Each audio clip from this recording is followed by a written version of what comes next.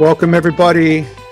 This is the Camera Life podcast, the random photography show. It is 2nd of June, 2025, episode 84.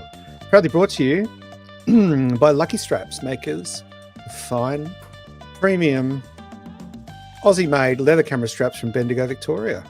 And we're joined tonight by the man himself, Justin Castles. Good evening, Greg. And good evening, everyone. Good evening, everybody. Good evening, everybody. So far, just Philip Johnson in the chat. Evening, Philip. How you going? Yeah. How is everyone going? I'm tired. Yeah, we'll get into that. We will get to that. But I'm tired. Greg's going to carry the show tonight. I'm just going to sort of snooze and listen. Maybe chime in with the odd thing or two. What do you mean carry the show tonight? I feel like I carry the show every week. You do. That's why you're here. Who else have we got? We got Rick Nelson in the house. Tony. Hey, Tony, get off my digital lawn. Castles and Greg. Yes, we are here. Bruce Moyle says, evening, everyone. I'm here to see them not get to the final topic again. That's the plan. That is the plan. I do not have it in me to go long enough to get to that final topic. Yeah. Nick Fletcher. Holla. Good evening. Good It's day, actually Nick. the name of that song that we play is Holla Holla. Paul Henderson, good evening. Thought you might be out photographing the aurora. I missed it again. I was in Queensland. Is that still happening or is it over? Is it back? Anyone? Yeah, still I going? saw a bit of work, but saw a bit of stuff last night from it, and today. Cam Blake had an image appear on a news website. Did he? I wonder if they told him or if they just... he shared it with. Yeah, maybe they just stole it. Used AI, made it a little nicer. But look, this is the random photography show, so we're going to cover off a few things tonight that we try to get through every Monday night. We're not always successful. We're going to give it a shot. We're going to cover off some week in review. We're going to look at some previous week's comments. We're going to talk about past guests, those sorts of things. We're going to dive into some news and rumors. A little bit of news, a little bit of rumors, but all sort of points to positivity in the future for particular camera brands. Justin's put in a surprise topic. I have no idea what this is. Judge Dreddo, or is it Dredd? No, Dredd. I can't read. Judge Dredd, like the movie Judge Dredd. You haven't seen the Stallone Sylvester movie? Stallone, yeah. Tragic, but one. That middle segment, we're just going to watch that movie all together. I've got the rights for it, so we can play it on YouTube. No, not really. If anyone wants to guess what that topic's about, throw it in the chat. If you think you can guess, Greg doesn't know. No, I don't. Shall we talk about last week and look at some comments and stuff? Last week. Yeah. So what did we have last week? We had Lucinda Goodwin. We did have Lucinda Goodwin on. And a phenomenal. She's in the chat. Inspirational individual. Hey, good evening. So, what a great show. If you guys haven't listened to it after this one, go back and listen to that one. It was an awesome interview. And guess what? She shoots Canon. Yeah. We got to talk about Canon stuff, and it was awesome. And I'm pretty sure she has surpassed all of us combined in terms of total cameras in her collection. So, yes. But yeah, she has put a warning up to say, be careful what you say now. So. No, we are definitely, I really want to get down there and just film you just talking about every single camera you own. I think that will be an hour of gold YouTube content.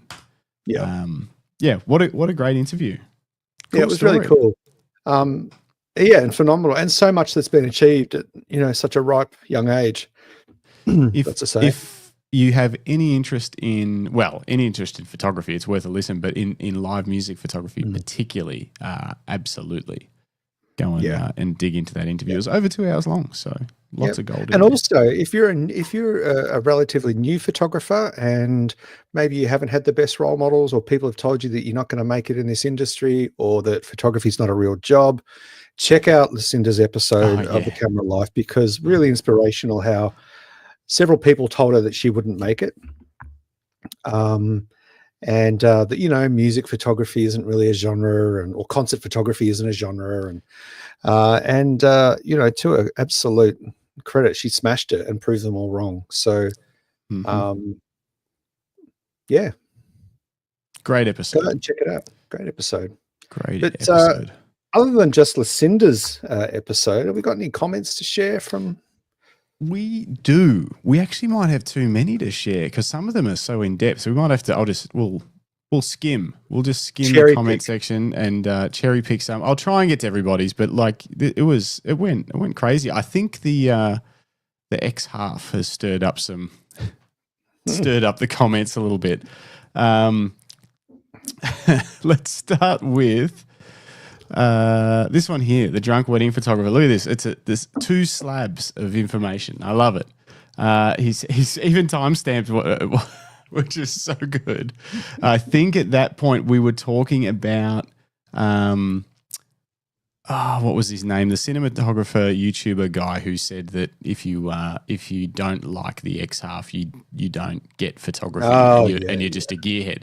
And anyway, so he said, "Gonna go tell him off." Who is this guy? To that, I would say, nah. Gearheads didn't ruin anything. This has nothing to do with the art of photography, nor is there anything wrong with the camera itself.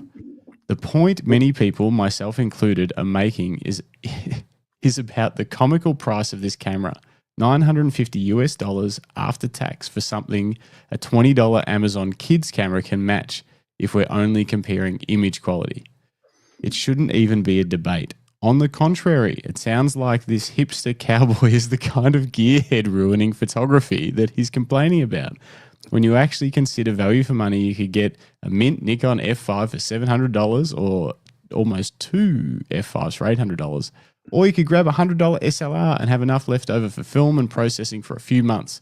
How is he comparing Instax to the X half? If you catch a deal, pick up an Instax camera with 100 photos for no more than $150. Yeah, that is a very different price point between Instax and the new X half. And I think that's what he was getting at. And what we were getting at is they've sort of threaded the needle between Instax and the actual X series line of cameras with kind of it's like the X halfway camera. It's halfway between Instax and an actual X camera.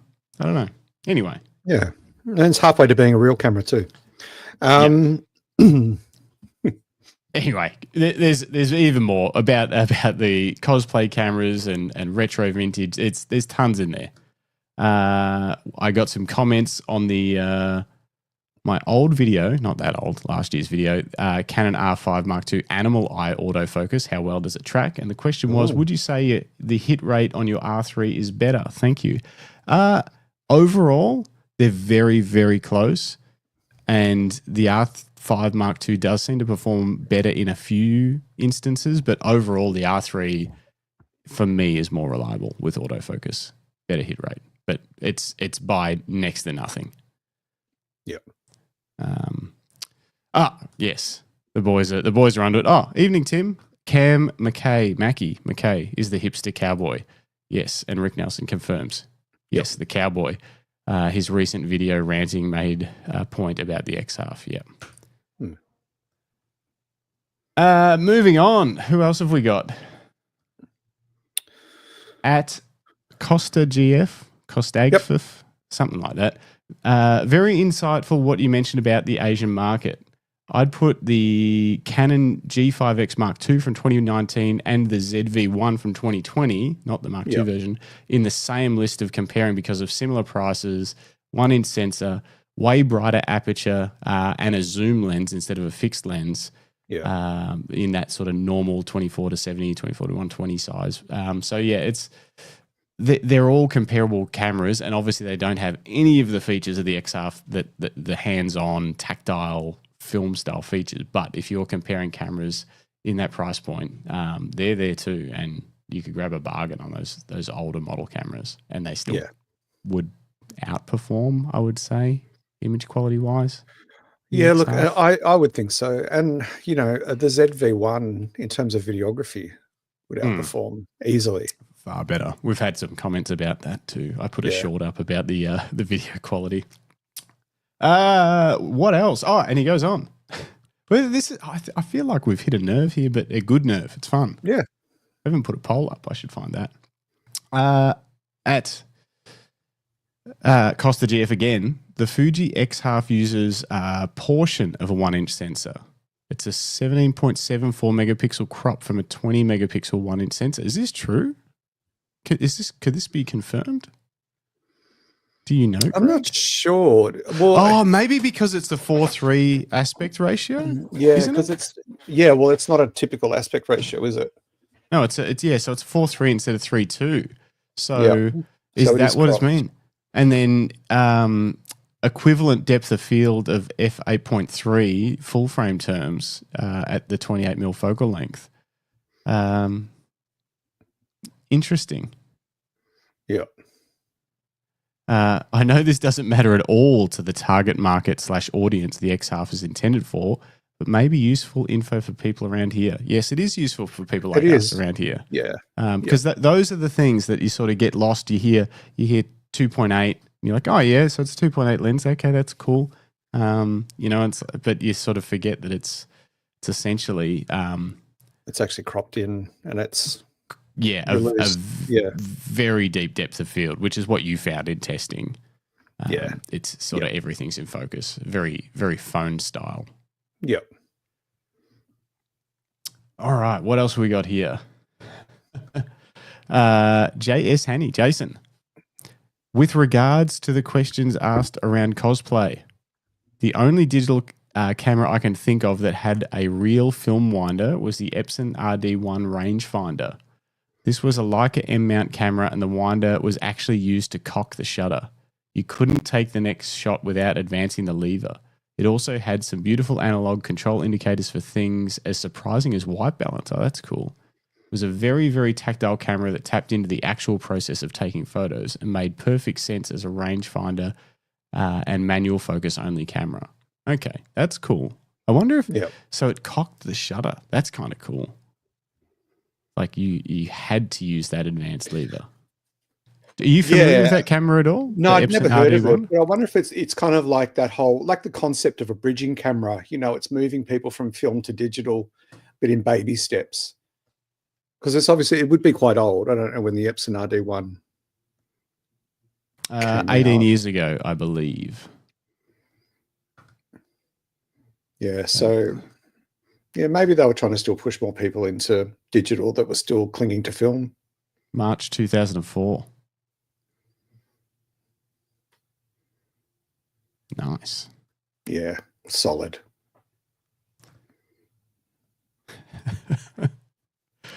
Glenn Lavender says, cock the shutter. I don't know if he just wants me to say that again. I'll say it again, cock the shutter.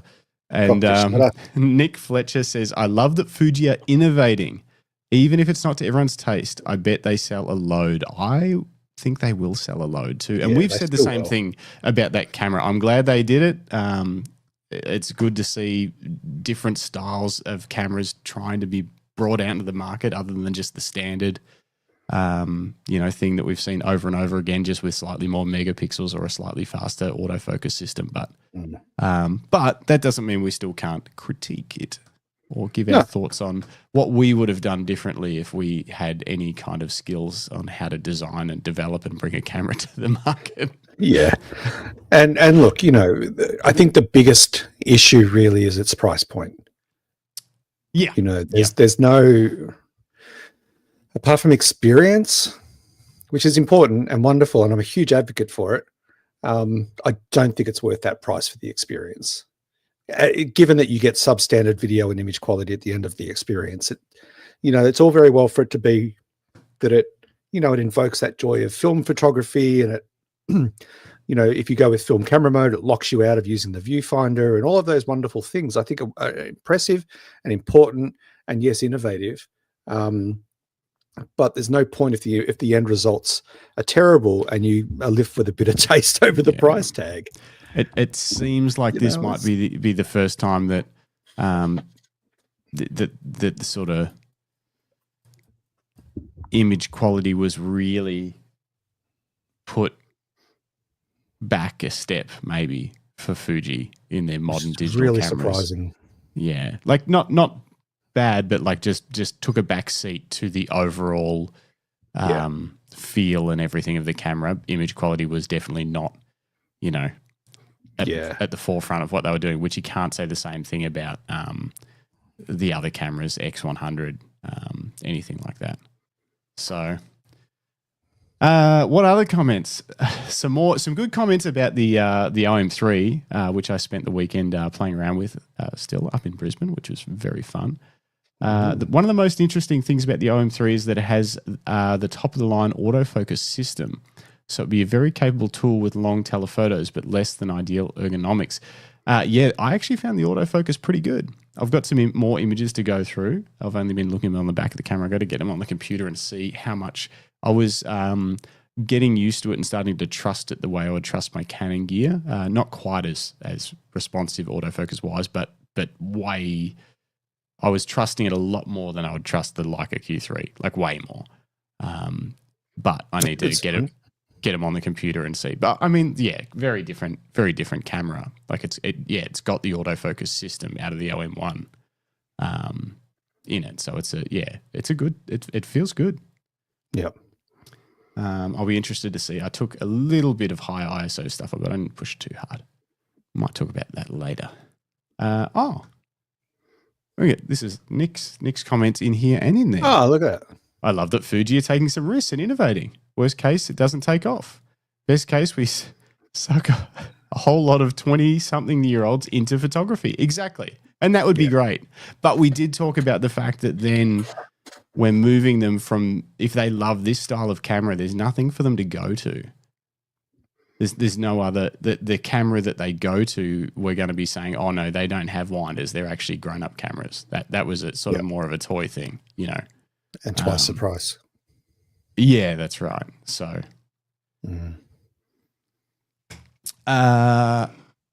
also, David Leparati, we were chatting about infrared last week, and he jumped in because he's been just feeding us with infrared camera information. With regards to the infrared conversion lenses, mirrorless cameras don't need a lens calibration as the lens focuses off the sensor. So that is something we were trying to figure out last week, and it's good to get the confirmation. And also, custom white balance is necessary. So there's a little bit. I want to dig into it. I want to get an infrared camera, but I haven't found anywhere that does it in Australia yet. Still, it's got to be somewhere. There's got to be somewhere. What else? What else is in the comments? Did you say you had a poll? I did have a poll. I don't even know where to find that, to be honest. I'll have to log into it. I think this. Here we go. Will this work? No. Your post. Does anyone know how that works? There we go. So I did a poll. What are your thoughts on the food? Yeah, I can. What are your thoughts on the Fujifilm X-Half? And it was, you could choose between I'm getting one, cool idea, but not for me, hate it, and what's the X-Half? So we got 7% I'm getting one, 57% cool idea, but not for me, 14% hate it, and 21% what's the X-Half? And so I think that's a good cross-section of the massive 14 vote sample that we got. I might see if Fujifilm want to purchase that data off me for market research in the future. Yeah, findings. Yeah. Would you like our research findings on your latest camera? It might help with some of your future product development. Okay.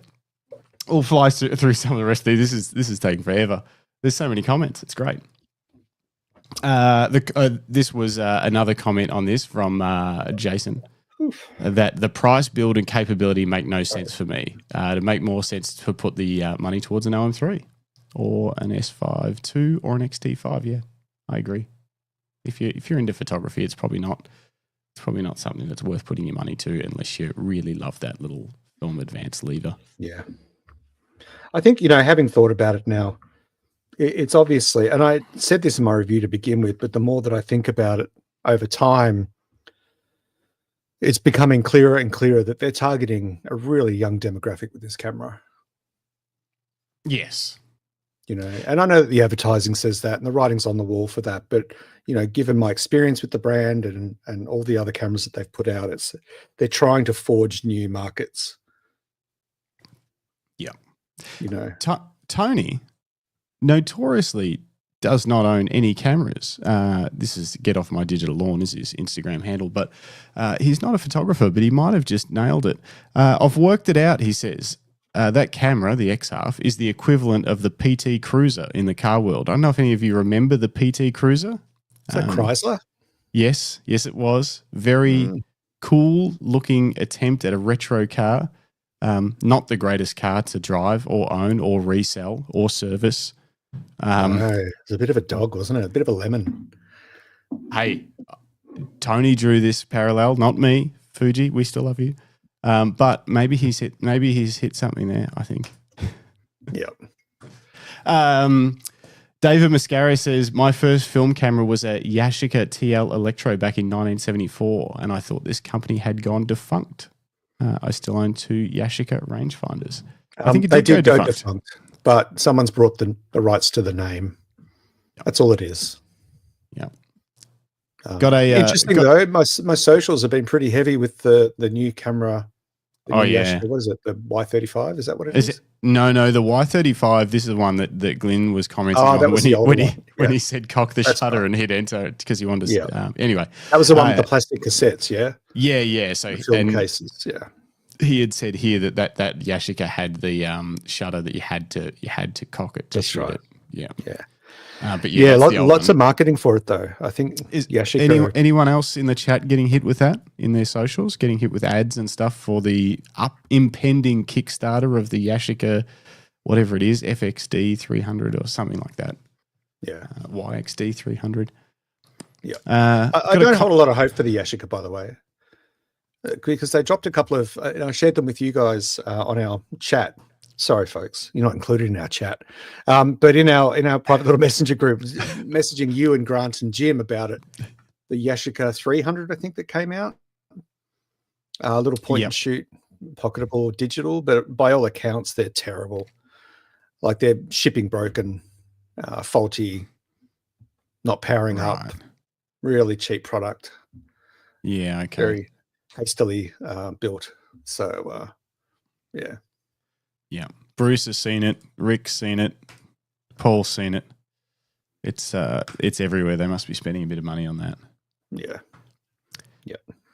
Got a comment on the short I made after the Canon R5 Mark II came out about how to take the hot shoe cover off and on because everyone has a lot of trouble with that. And I had a comment on here. Riveting stuff here, folks. This comment it's echoes the experience everyone's had. That mofo took everything out of me to pull it off. Will not ever put it back on. Lol. And I think pretty much everyone that got the R5 Mark II had the same experience with that. What didn't they put that on to complete the weather sealing? Yes. Yeah. It takes it to the next level. Yeah, okay. Yeah, see, even look, Lucinda, OMG. I wish I saw that video. It took me 20 minutes. There is a knack to it. There's a knack to it. So find that video in our shorts. I'll put you through it. I did almost snap it when I first did it. All right. We were talking about Tom Putt losing a drone at his workshop on Lake Tyrrell. I think that was in, I can't remember, another random show episode. But at Felicity Johnson, 7274.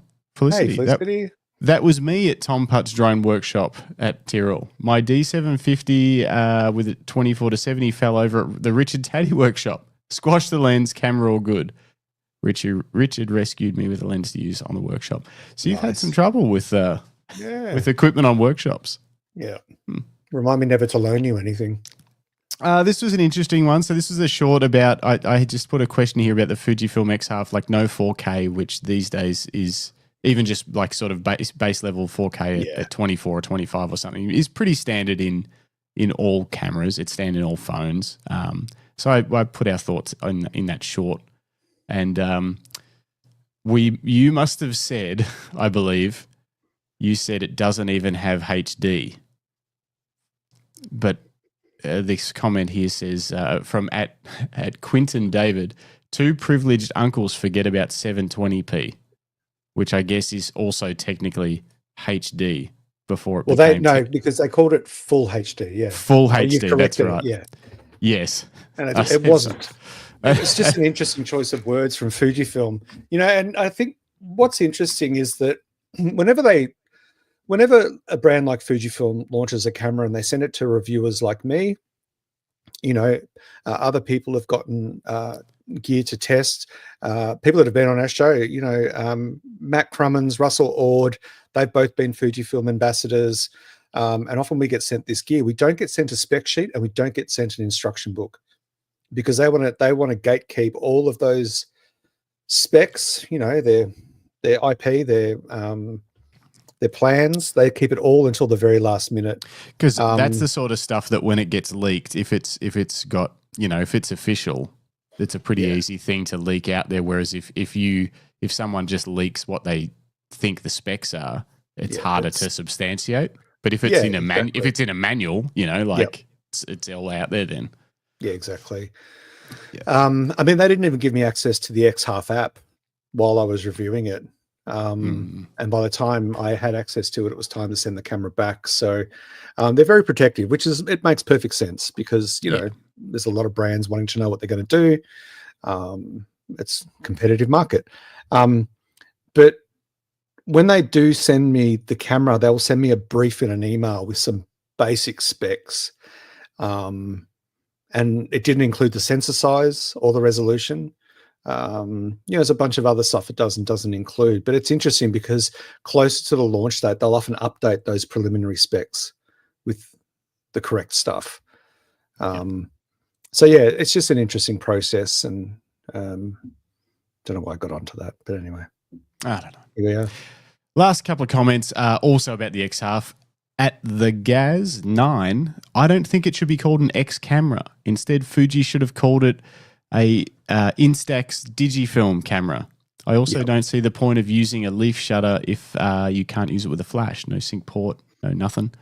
Would have made the camera cheaper. I don't know. I assume the leaf shutter is more to do with size of the lens. Just the size of the lens, like the whole mechanism. But it is interesting, I guess, if the sensor was fast enough, it could be electronic shutter. There's no worry about flash sync or anything. Anyway, great vid and discussion. Thank you, the Gaz 9.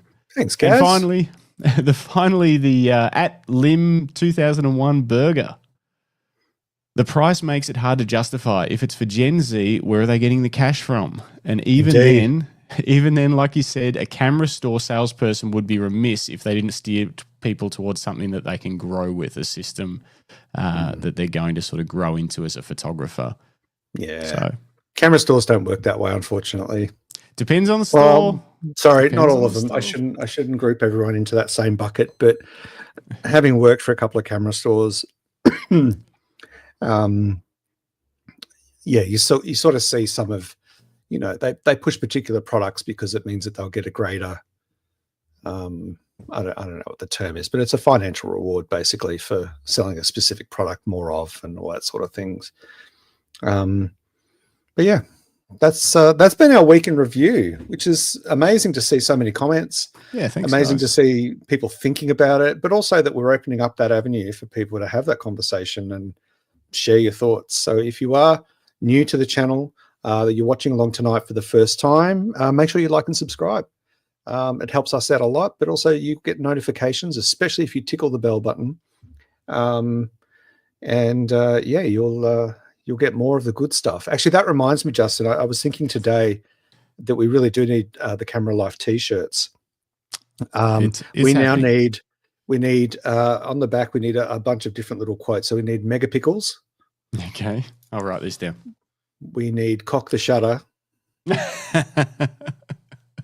Okay. Definitely need cock the shutter. And there was another one. What was the other one we were talking about? Oh, there was another one I thought of. Oh, it's gone. No, it'll come back. Well, it's all right. I think I'll need to get, we're going to have to get Matt Palmer to maybe see if he can illustrate megapixels and cock the shutter for us. Yeah. He does like a little illustration based on a pun. I think he could do those justice. Cock the shutter. Oh, tickle the bell. That's another one. Oh, tickle the bell. Done. See, that's how easy it is, people. As good as ordered. It's sorted. All right, let's move along to the news. Oh, hang on. Oh, I'm not ready. Damn.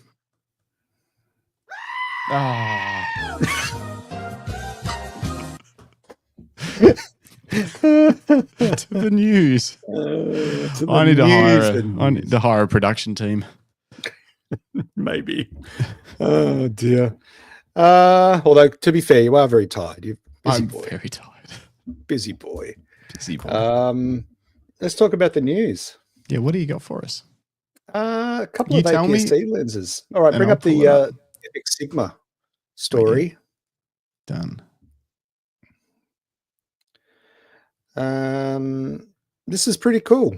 So Sigma are bringing out rumored. I don't know if it was confirmed yet. This is when I checked it yesterday. It wasn't. The Sigma are bringing out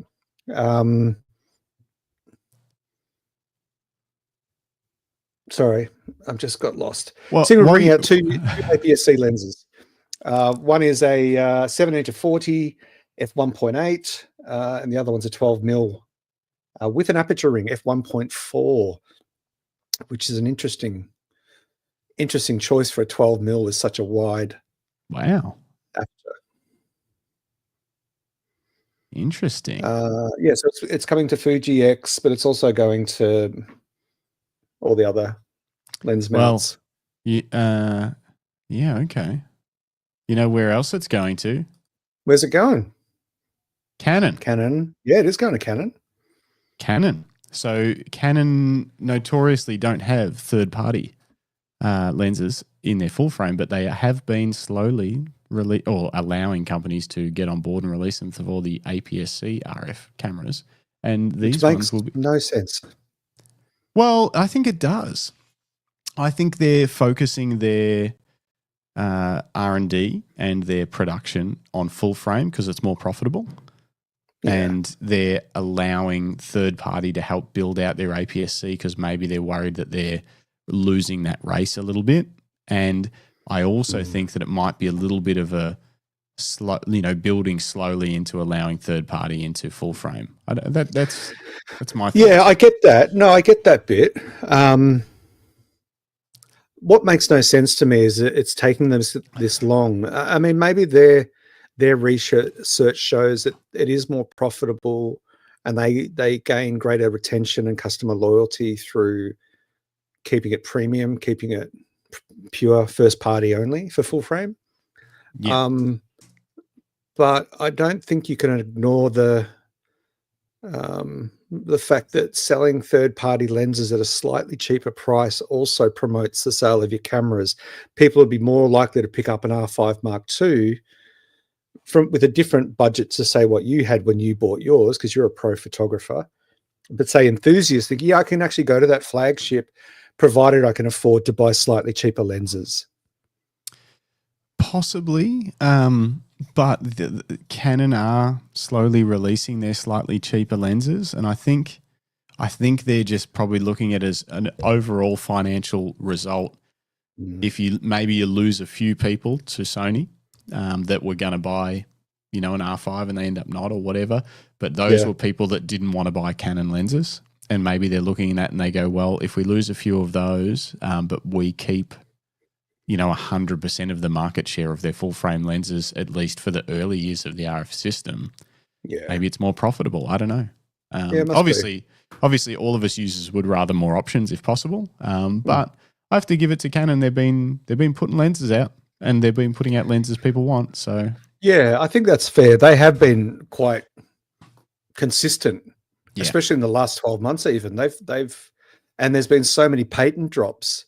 Mm-hmm. I think only yesterday they dropped a new patent for a new, I think it was Canon autofocus technology that's going to be faster and more compact than existing ones. It's a patent. It's still a work in development as far as we know. But what do you guys think that are listening and watching along at home? Is Canon shooting themselves in the foot, so to speak, by not offering third-party full-frame RF mount lenses? Or is it a savvy, smart business decision to contain it within the Canon brand? Let us know your thoughts. And if you don't have any thoughts on that, because you don't care about Canon, tell me your thoughts on this. Why does the internet look like this now? Like, sorry, for those of you that are listening and not watching, I'm looking at the Fuji Rumors site, and at least half of the screen is taken up by various ads that are completely irrelevant and flashing around and bouncing and stuff. And it's just annoying. It's not a good way to consume content, but this is how so many sites now look. And I think it's slowly killing these websites. And people are going to end up using ChatGPT to search this stuff and summarize it. Because guess what? There's no ads on ChatGPT. It's just clear text that you can actually read. And I think there's too much stuff here. Yeah. It's getting tone worse. it down. It's getting insane. It is getting insane. And I mean, I thought moving to internet for business especially was meant to be cheaper and more affordable and more convenient for businesses. But they're having to subscribe to so many ads or to these ad packages, but also they're going to be losing customers to it because, I know with ShotKit, who I write for, in more recent times, they've elevated the number of ads just to remain competitive, I guess. They've elevated the number of ads on the site. And I've stopped sharing some of those reviews with people who say my Fujifilm group, because so many people have complained about the volume of ads, which I have no control over. Yeah. But I think my partner, Sash, counted something like 36 ads in one of my reviews. 36 independent ads. I did that one day and I was scrolling through and I was just like, this is crazy. It's not a good experience for reading and stuff. No, so because and the way that they place ads often, you lose track of where the article actually ends. Like, is this another part of the article? Because sometimes they tend to blend in, they keep it white on white and similar font size. And it just, it does ruin the experience, I think. Anyway, this is probably a good time for us. Segue. Good time for us to talk about our sponsor, Lucky Shot. No, I'm kidding. Just insert ads every 10 seconds into the podcast. G'day, The O Show. Good to see you. The O Show says the ads are madness, and I agree. Now, Rick Nelson agrees third party opens the doors to other customers, and goes on to say, I've seen customers leave when going from EF mount to other brands just because of the mount support with third party. I could see that happening because when you're switching from Canon, and I thought about it, I heavily contemplated other brands. I went from Nikon DSLR to Canon mirrorless, but I could have gone anywhere because once you're switching over those lenses, unless you really want to run fully adapted or hybrid lens adaptations, you might as well just you're buying all new lenses and bodies. You could go Sony, you could go Nikon, you could do anything. So Canon probably are losing some people, but I think it might be, I think it still might be overall more profitable for them. Paul Henderson says, I think they are, but worse, they are releasing things like the 75 to 300 from last century and reskinning it. Yeah, that I don't know what the deal is with that lens. That's an old one. Everything else has been great new designs, and that was just a bit weird. Yep. What else? In terms of news? In terms of news. There's another Fujifilm Summit coming up next week on the 12th. So it's 5 a.m. New York time. It's actually being held in Shanghai. Sorry, I don't have the time for it here. What time that will be in Shanghai or in Australia. But it is coming up on the 12th. So what does that make? 5 a.m. in New York, what would that be like the day after here? The 13th here? Is that how it works? No. Or are we, it's what, the 11th? No, the 11th. No, we're ahead. We're ahead. We'll be the 13th. Right. Anyway, so the rumors are saying that they will be the other maybe that's the whole thing. They're going to release the other half of the X half. Here's the bit we forgot. It's funny. Yeah, we are a day ahead. Yeah, so but we're not a full day ahead. We're like 18 hours ahead or something like that. Right. I can't remember. But it doesn't matter. But the Fujifilm Xe5 is the rumored camera, which is it's on my bingo card, smack in the center. The Xe4 released, I think it was just after or just before COVID. I can't really remember. Xe4, 26 megapixel. But interestingly, when they released the Xe4, they released it with a brand new weather resistant version of the very popular 27 f2.8 Pancake. lens, which is a brilliant combination. There's a rumor that the new XE5, these are mock-up photos, by the way, these aren't real. This is on Fuji rumors, so this is just, yeah. Big bag of salt. Yeah. Big grain of salt there. The summit is definitely happening. As to what they release, we don't know. Originally, the rumor sites were saying, definitely going to be 2 cameras, definitely going to be 2 new X cameras. It's going to be an XE5 and maybe the XT6. Now the rumor sites have backed off that and saying, no, it's only going to be 1 camera, definitely XE5 and a new lens, which is a 23mm pancake lens, which they already have it. They already have a couple of 23mm. There's an original 23mm. There's a remade 23mm f1.4. Then there's the compact 23mm f2. This would be the 4th 23mm X series lens. Does that compact one, is that just going to get a refresh? Maybe is it due for a refresh? They're saying that this new one that's coming up at the summit is going to be a pancake. So like if it is going to be 2.8 or something, it'll have it'll be a 2.8 and it'll have a very different lens assembly. Is this so camera, it'll be interesting to see. Is this camera, is this a bit of you? Is this what you're? Yeah, so I shoot with an XE4. My favorite kind of just, walk out the door with my, if I'm taking my XE4, it's with the 27mm f2.8 pancake lens. It's small, it's compact, it weighs next to nothing. And, it suits me to a T. So I'm hoping that the XE5 does come out, and I'm hoping that it has a few bumps up in performance. I want to know so you're currently an XE4 shooter and you love it. What do you need to see from the XE5 to make you go, I need that in my life right now? I don't need IBIS.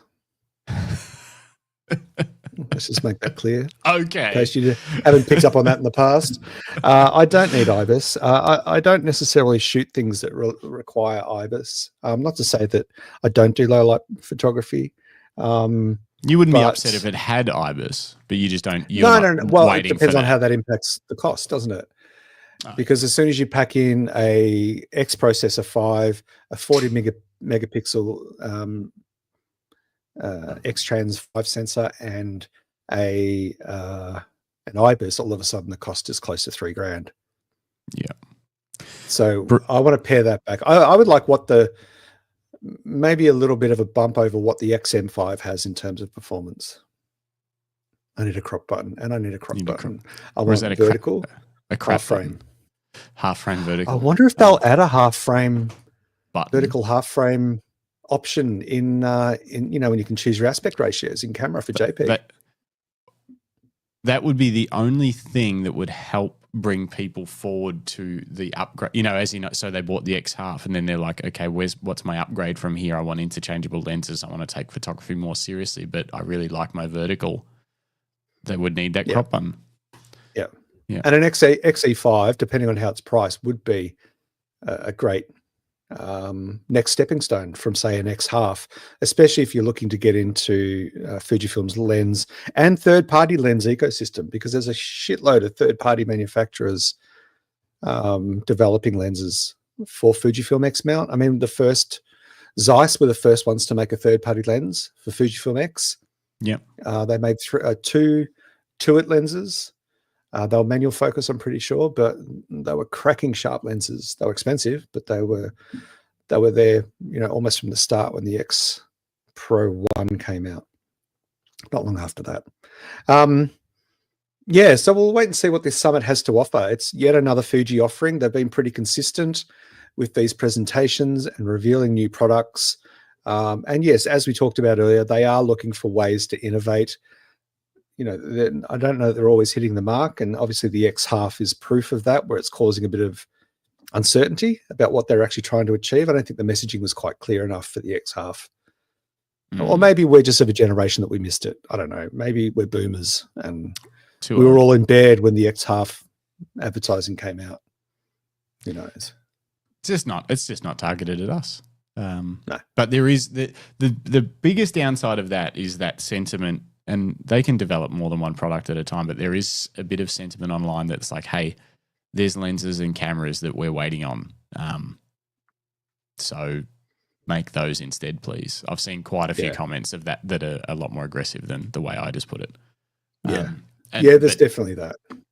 But, that's part of it. You got Rick says a bit of keyboard rage. Oh, definitely. It's what we're here for. That's why we've got a live chat. Hopefully they come here and rage out. Yeah. Rick says, I want the XE5 to have the tracking of the XT5, but keep the rest simple. Don't add bells and whistles. So you don't want a manual film advance lever on there, Rick? Or little plastic film canisters that you pop in to get your simulation. Canister. Just on that, Rick, I agree. Or even keeping it even simpler, the XM5, which when it first came out had Fuji's fastest autofocus system for an X or GFX camera because it had the latest sensor and algorithms, and it was all tweaked up really nice. And since then they've done firmware updates for the other cameras, but it's very simple. It's it's a 26 megapixel sensor, which for me is fine. Of course I would love 40, but again, that would likely boost the price.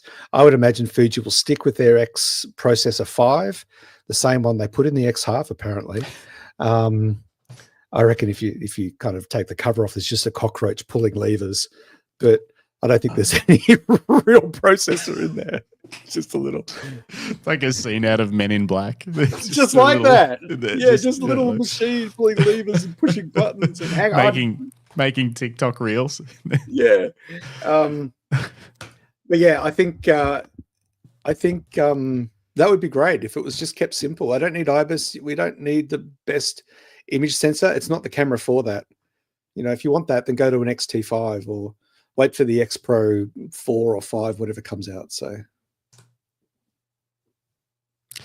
Tim Siama says, makes sense they're adding a pancake lens alongside the XE5 to keep it nice and compact, and an interesting alternative to the X100 with a combination that has the same focal length. It does. Yeah. It would be a very, and it just wouldn't have so it's got no viewfinder at all, or just no. Yeah, it does. No, it does have a proper viewfinder. Okay, so it's gonna okay. Just no optical. So you lose the optical, but you basically gain the ability to throw on other lenses, and you're saying it probably won't have IBIS or 40. It's not going to have the same sensor as the. I hope not. You hope not. Because the price as soon as you do, because the price. Yeah, I mean, look, they put they put like we said, a cockroach wearing a cape inside the X half, and that still costs 1,350 Australian dollars. That's a good point. So this camera is going to be pricey. It's going to be 2 to 3. I don't think there's any avoiding that now. I think that's just the reality of the world we're living in. Consumer electrics of this nature, anyway, seem to just keep going up. And, obviously they do, but there just seems to be something around, especially since COVID, around photographic gear, the price increments seem to be in bigger leaps than they ever were.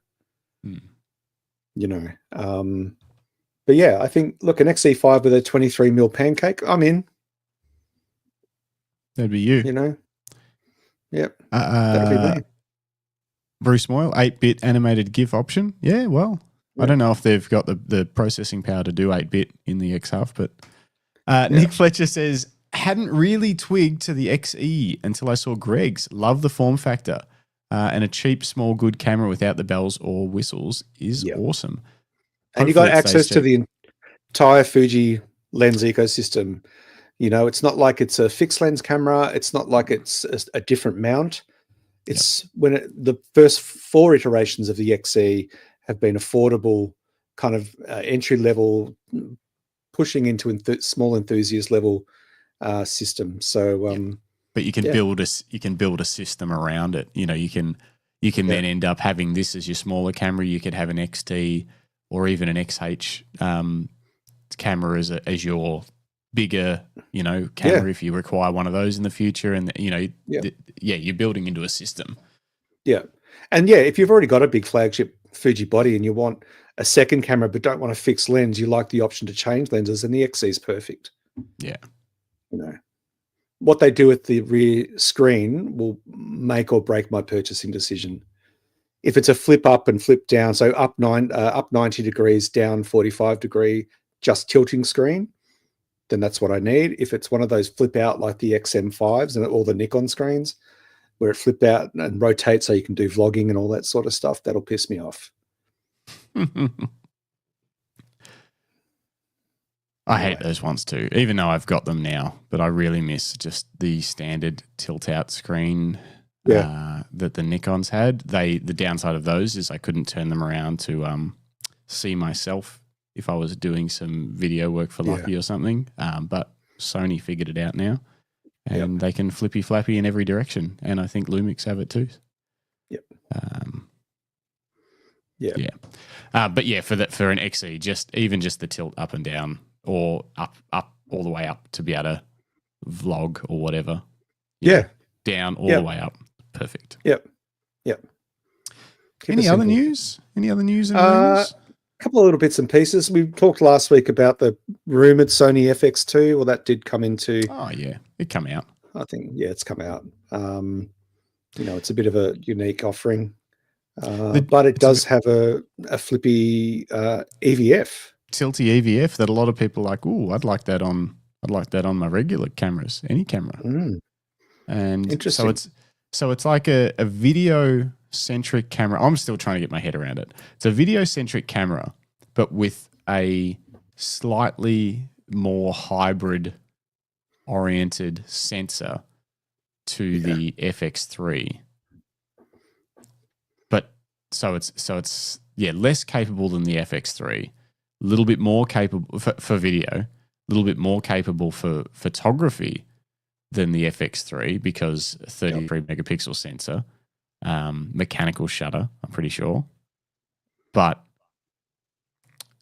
yeah, I don't know. Basically, from what I could tell, the general feel of the video world was like, hey, it's better. It's not as bad as we thought it was going to be, but it's still not a super compelling. Yeah, well, I think a lot of people question whether they should just jump to an A7. I can't remember which one. Sorry, I'm always get confused with the Sonys because there's so many A's. Well, the A74, the A74 is the same sensor and does great video. This thing, I'm assuming, has far better like run times before overheating and all that sort of stuff. I haven't looked at. I'm not really an FX line potential owner, so I don't look into them too deep. I just know that the FX30 and the FX3 have been very, very popular and do a great job. So, Rick's trying to get his head around the price for the FX2. How much are they? Are they more? They're cheaper than the FX3, I assume, or no? Yeah, I'm pretty sure they were. Bruce says, I think they're just testing out ideas out with it before they make a decision putting things into new, bigger FX cameras. Okay. Interesting. 6K. Yeah, that's a lot. Okay, that's a lot. Especially and this is where when it comes to pro video versus like whatever it is that I do, I don't know what you would call it. Just a photographer running around. You wouldn't call it pro video, what you do. No, you wouldn't. But when you look at the capabilities of it compared to the R5 Mark II for 6K, and I know there's going to be some stuff like the scopes and the things that I don't, and that tilty EVF, but the R5 Mark II seems to run rings around it in terms of just video capabilities, in terms of shooting uncropped 4K 120 and raw video. But I'm sure there's stuff that's in that FX line that I don't understand that people need that cost money to put in there. I don't know. Look, I think there is in the higher level bodies. I think, and maybe this is once again a more of a marketing thing around let's offer a bridging solution to get people from A7s or an alpha body into an FX body. And this is a perfect entry level for those new to cinematography or videography or hybrid shooting, because it does shoot perfectly good stills. But maybe this is more about an entry level FX cine camera than anything else. Well, there are a ton of YouTubers use the A7 IV as their talking head camera. It shoots great, just standard 4K at 24 or whatever. So I think maybe they're looking at that and going, hey, a lot of people are buying the A7 IV. Let's give them this that's more cine, because they're mainly shooting YouTube with it. They're not shooting they're buying this essentially stills camera and shooting like full-time YouTube channels with it. I don't know. Yeah. Rick Nelson says it's really down to the workflow, I feel, with the FX line. Yeah. More mount points and all that sort of stuff. And also just post-production stuff. And I think also the you could even shoot your stills in like a log and then grade them the same as your video. Yeah, I saw that. I don't know about, I guess that could be useful if you're trying to shoot. Yeah, I could see how that would be useful if you've got grading that you need to keep consistent across all of your materials. Yeah, especially if you're a video first production, but you need to provide some stills and you don't want to have to think about it. You're just like, I just want it to look the same as the video, without having to muck around in Lightroom for ages. And Bruce is sort of clarifying here. FX3 is basically the A7S3, which is what I thought. Like the sensor is the same, but it's just a more video centric body. And his workhorse is the FX6, which is super expensive, and the A7S3. They match and work together well. Yeah, so you're not looking at the A7S3 and thinking you need to change it over to the FX3, Bruce. You don't. You're happy shooting FX6 and A7S3 together. Yep. A couple of last bits of news before we move on to the next topic, which I'm keen to understand what it is. A couple of things quickly. Canon EOS and Cinema EOS cameras, new certifications have appeared for those.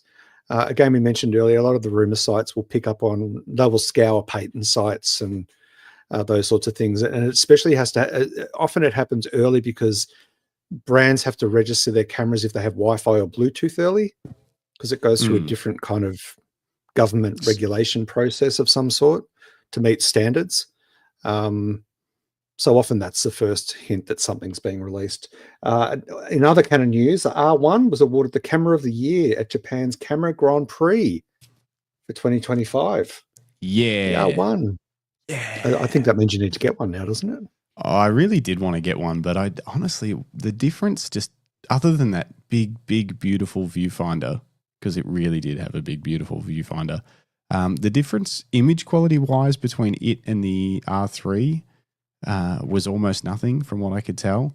And the autofocus was insanely good, but for what I do, I have good enough keep rate with the R3 that I just couldn't see the justification of probably selling the R3 for $5,000, probably not even more, not even that now for something, and then spending 10 on a R1. Doesn't make sense. But it was really nice to shoot with. Yeah. Really You're nice pretty to excited. shoot with.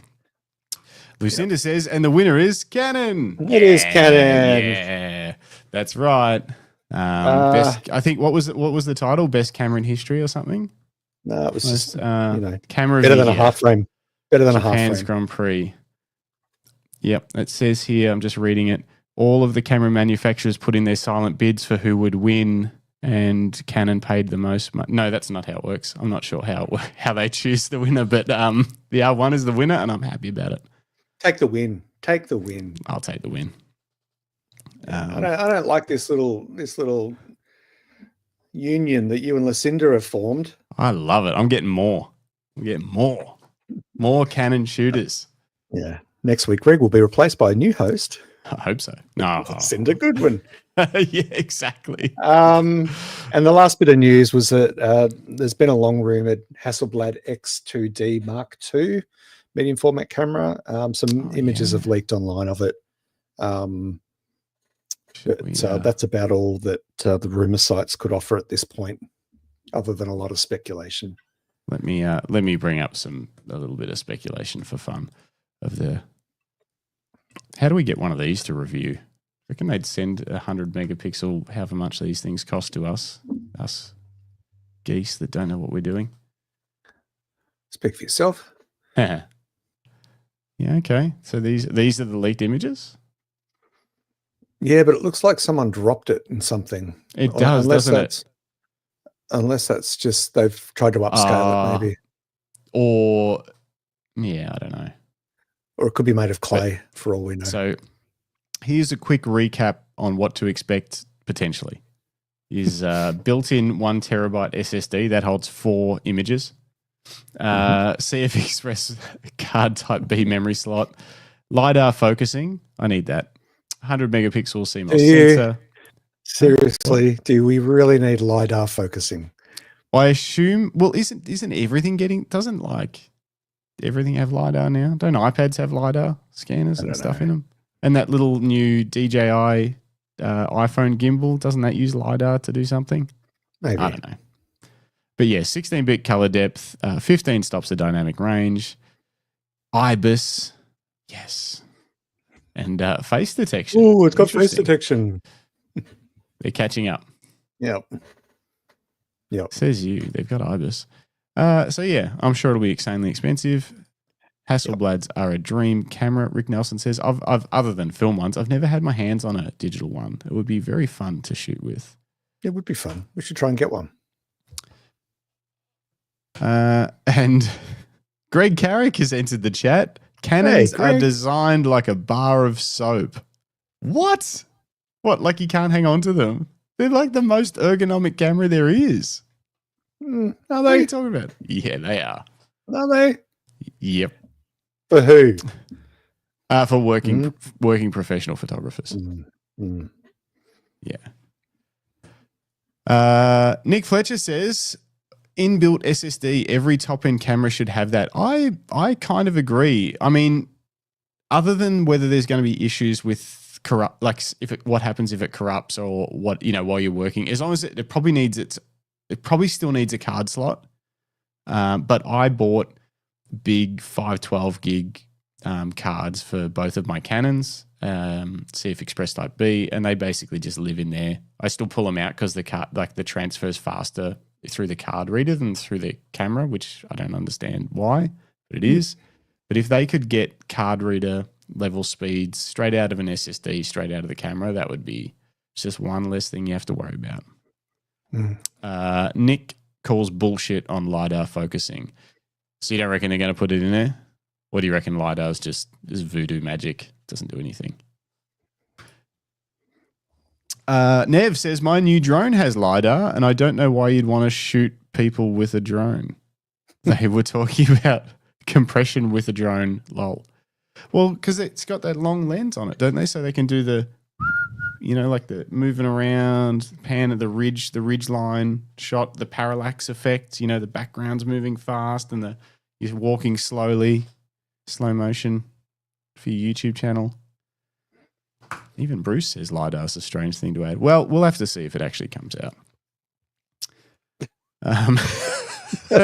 Greg says the new Hasselblad XD2, as well as LiDAR, has inbuilt lane detection to help keep you in the rule of thirds. If you move it too much, it rumbles. Like the steering wheel in your car. Yeah. Yeah. Ah, gosh. All right. I'm so glad you guys join us on this show. Yeah, me too. Well, it'll focus better than a Tesla. Is that the news? That's it. There's not much else happening. Bunch of rumors. All right. Well, I guess we move on to the next topic. Let's not goat scream.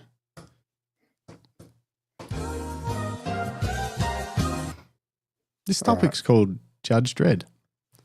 And it's kind of actually news. It's a good segue from the news. No one guessed what it was going to be. I'll bring the article up from Petapixel. Exire, a company called Exire, I think that's how to pronounce it. Its 10th anniversary photo contest will be judged entirely by AI, by their AI system. Why? German artificial intelligence company PRC, known for its AI-powered Exire photo management software, has announced a new photo contest featuring AI judging. Their People in Focus competition, which runs from June 1 to June 30, invites photographers to submit their best people-centric photos, whether portraits, candid street scenes, or everyday moments. The contest is free to enter and open to both amateur and professional photographers, so both you and I can enter, Greg. a prize pool of $7,000 is up for grabs. No, I see what this is. However, hold your thoughts until we get through the article. However, what sets this contest apart from other photography competitions is that it will not be judged by a jury of professional photographers with their own intrinsic biases and subjective opinions, or industry experts. Instead, it will be judged entirely by XI's in-house AI model, which the company has developed exclusively to analyze and score photos based on their aesthetic qualities. This means that not only are photos judged instantaneously as they are entered, but the contest will also feature a live leaderboard. As photographers submit their work, they can see how they compare to the competition. Blah, blah, blah. Entries closed. First place winner gets 4,000. Second place, 2,000. Third place, 1,000. It's a ruse. Further, all participants will receive a 20% discount code to use on XI products valid through June 30. So it's actually the company's 20th anniversary, 10th anniversary of the XI software. Petapixel has covered the software many times over the years. It's a photo culling software, basically. And here's a little bit of a plug about the software, blah, blah, blah. See that top paragraph? Which one? Photographers spend hundreds of hours each year on TD. That is the start to the introduction for every AI photography culling software thing. Yeah. They all start with that. They try to make you feel like, oh, you're wasting your time. Yeah. Anyway, back to the judging. XIA says its AI judge has been trained by expert photographers using hundreds of thousands of photos. The company says that this AI judge contest, while designed to give photographers a fun way to win money and may open up a dialogue surrounding the use of AI in photography, it also has the benefit of extreme fairness. Human judges can be inconsistent and biased, the People's Republic of China says. XI's AI PRC, wow. company's XI's, it's a strange coincidence. It's not that. XI's AI judge, however, analyzes submissions with unerring consistency. Unerring. Of course, artificial intelligence can't replace human taste, Professor Barth says, but it can objectively analyze what makes a photo great. XI's AI offers impartial evaluations without subjective bias and has already served as a juror in several prestigious photography contests. I doubt that very much. Blah, blah, because blah, they would blah. no longer be very prestigious if that was the case. All right. And thoughts? Well, it's a ruse. It's a trick. It's a trap. It's self-centered bullshit. So basically, this company is encouraging people on the premise and the promise of a prize. Send us your images. It costs nothing to enter. Every photo competition costs money to enter. Ours is free. Send us all your images. And then they're going to use those images to further train their AI culling tools. I think they're not calling it for what it is. They're not being very I mean, I know we're looking at a news article about it. We're not reading the terms and conditions, but who does? And I think it's a load of shit. I think it's underhanded, and I think it's sneaky, and putting aside the fact that they're trying to get AI to judge photography. And I don't think that that's going to be terribly successful. I think the other thing is with it, it's obviously a lead magnet too. It's a lead magnet to get people into their ecosystem to be able to offer them the software. And I actually don't have much of a problem with that. You wouldn't. No, I mean, if they could do this in a way that's more transparent, that's like, hey, we made this thing, you might be able to win it. And it's sort of basically then you submit it, they're going to have your email address, they're going to send you marketing emails and try and get you on their software or whatever. That's their strategy, as well as possibly training using, obviously, further. Oh my God, it's showing me the current top 10. Top 10 of what? Of the photo of the competition so far. Please. It's opened. Should we? First, let's go to some comments, and then you tell us in the chat, should we pull up the current top 10 photos. Top 10 photos. All right, let's go. First comment, Nick Fletcher. Yep. Paul says they're training the AI. Yep. Bruce says it's going to be used to train the AI model for their software. Be very careful. Agreed. Rick, so we use hidden data in the photo to directly get the AI to pick you only. Like the old days, people add words and write on their digital resume to get through the filter. Oh, you reckon there's a way to trick it? To trick the AI into picking you? Bruce says, good luck with my work. Yeah, true. Yeah, it's probably not going to pick you. Nick says, no chance it picks something like Bruce produces. The culling software will prioritize sharp images in classic compositions, like the rule of thirds. No! No, you already read that one. Already read that one. Where am I going? Dave, Digifrog, good to see you. It's all going up in a tiff. I don't get it. Is that a pun? I think it's a pun. Tell us what you really think. Rick Nelson says art should be picked by judges that can feel something by your work, not an AI. Absolutely. That's my other point, is that, photography judges don't just look at, some of the guys on here tonight in the chat have been judges, but they don't just look at whether the rule of thirds has been applied, whether the compositional elements are included. They look for how the emotion it generates, what it invokes, what story it tells. AI is not going to be able to pick up on that. And that's why I think this is just all a load of bullshit. All right. Oh, we've actually got the whole current top 20.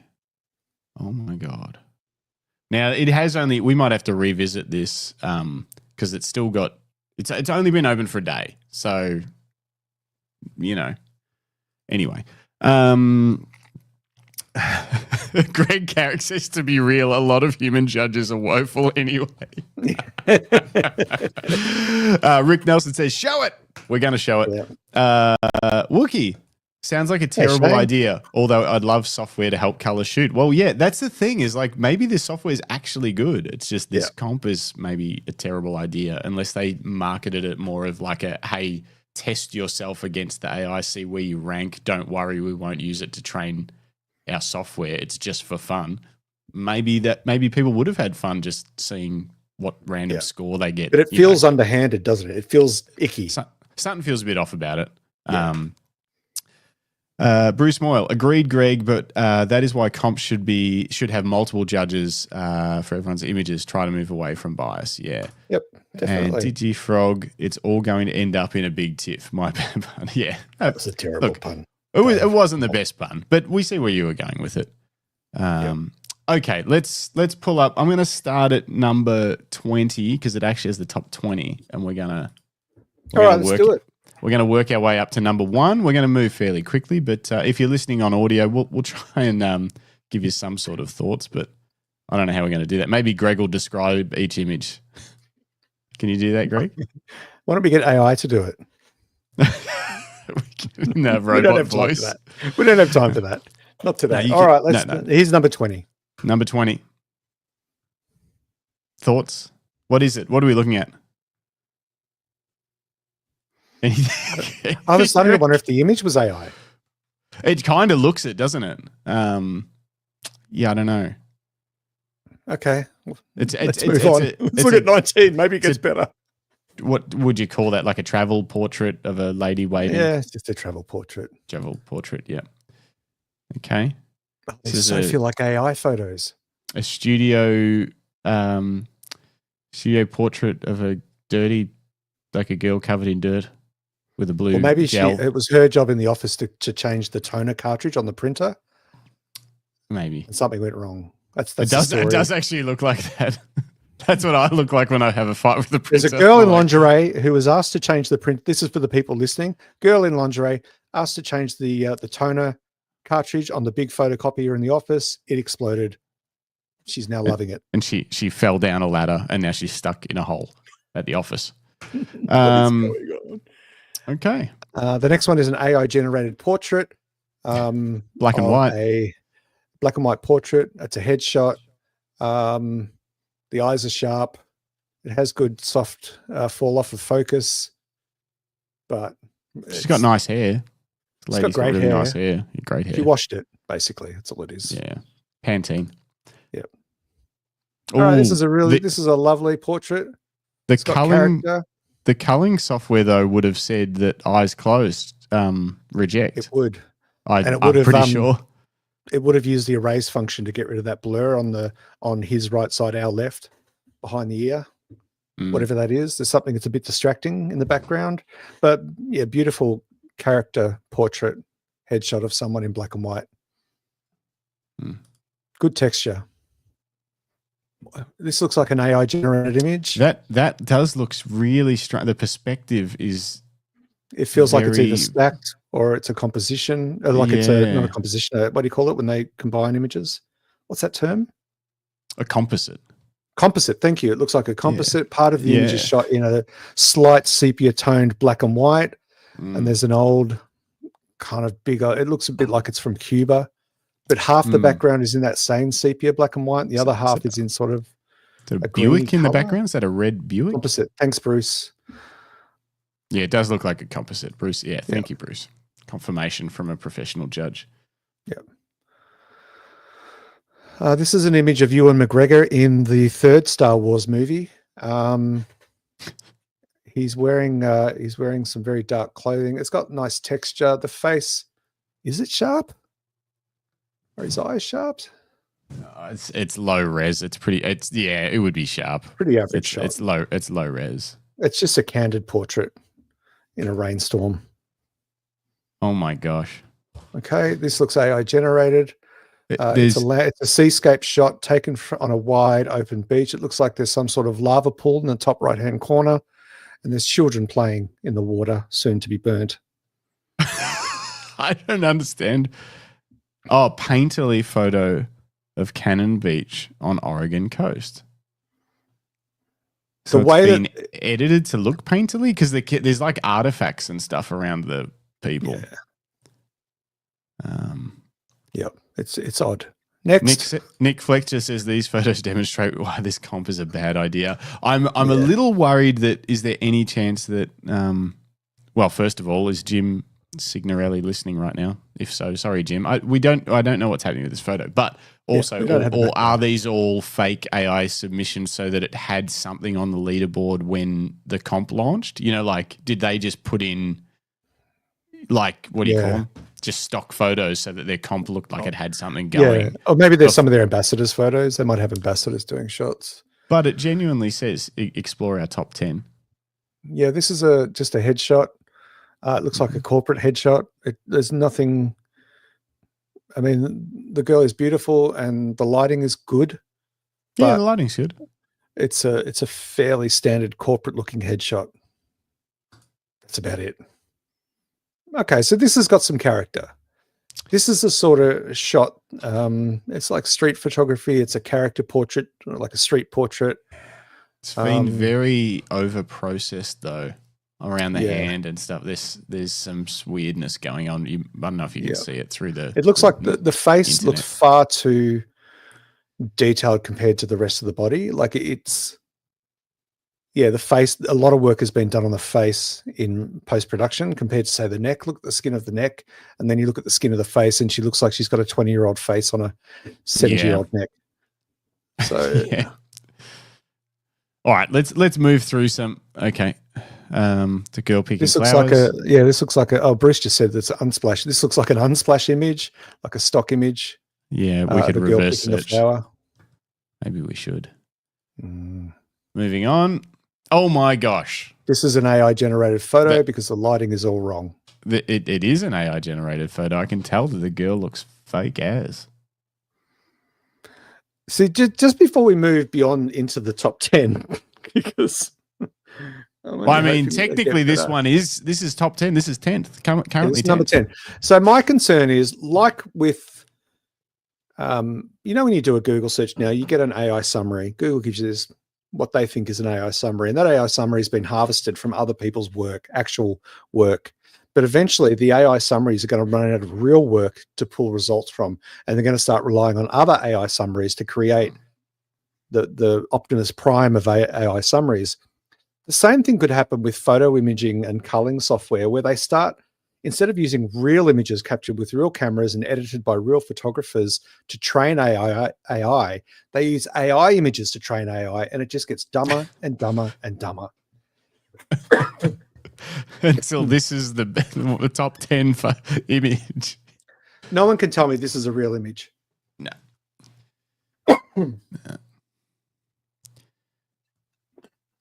Wookie says, went hard with the clarity slider. Very hard. Nev Clark says that's worse than a kid with a crayon picture.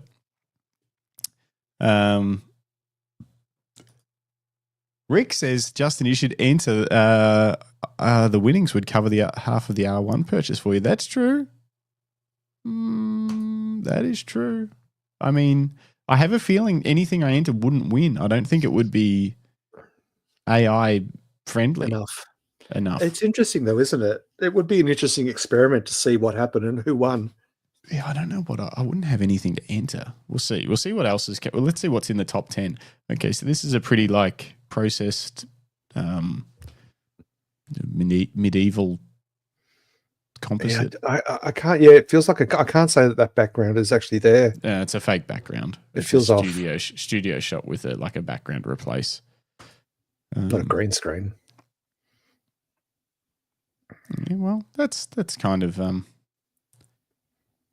just like a phone photo, but it's nice. Makes me smile. Right. Surf photo. Feels real. It feels real. It's not processed very well. All the highlights are blown out.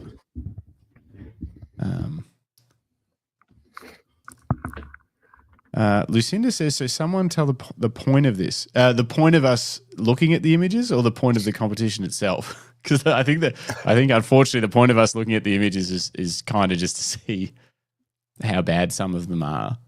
The point of the competition, I'm assuming it's just a marketing ploy by an AI culling software company. Get you on an email list. Yeah. The point of the comp. They're giving away $7,000 in the hopes that a lot of people will enter images.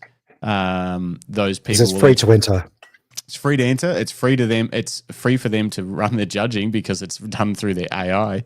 And then they'll give some money away, but they'll probably acquire thousands of email addresses that they can then market to about their AI culling software, and potentially thousands of images to use to train their AI. To train their AI, but they probably don't necessarily need that. If they're getting lots of people culling with their software, that's training their AI all the time. I don't know, but maybe they figure if it's comp worthy images, that'll be better to train their AI. But they can probably I don't know.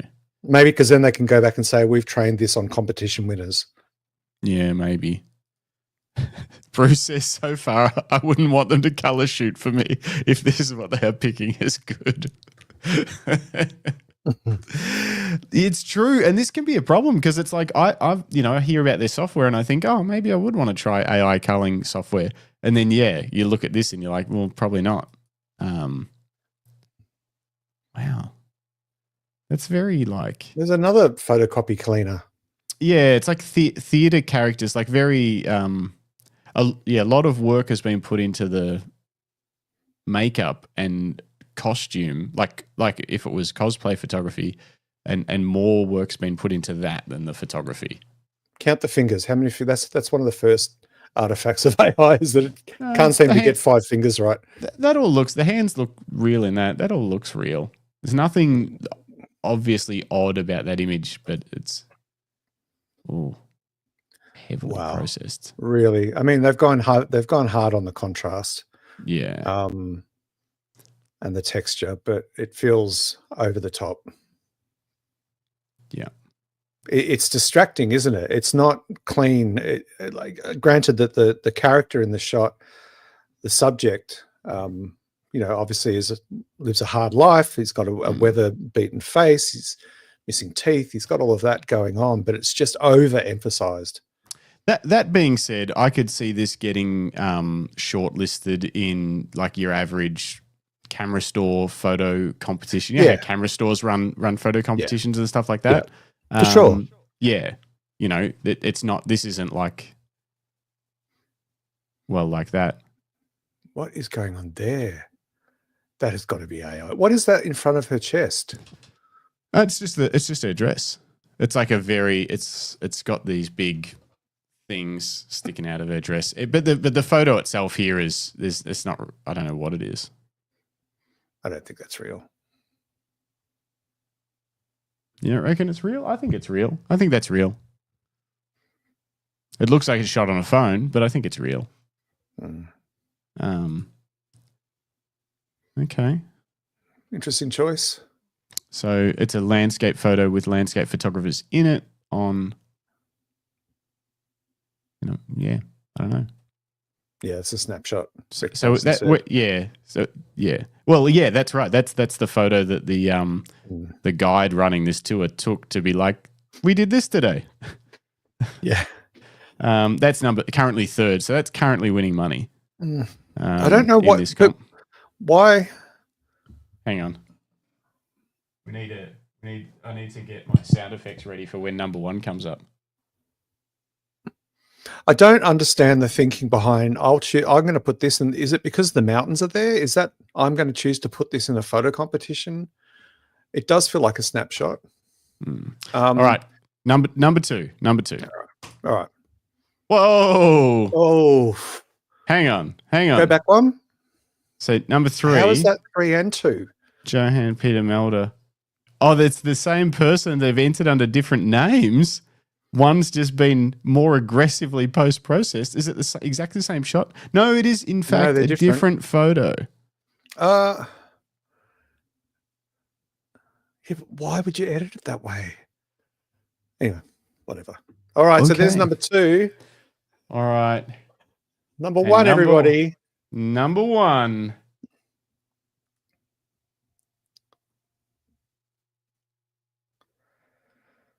Okay. It's a HDR waterfall image of a photographer having the best day. Like a self-portrait, I guess. It's really heavily edited. It's very heavily edited. They've really pushed the shadows out. Look at the grass on the left. It's not very well defined. Yeah. Potentially multiple, like stacked. I think it's AI too, Rick. You reckon? It could be.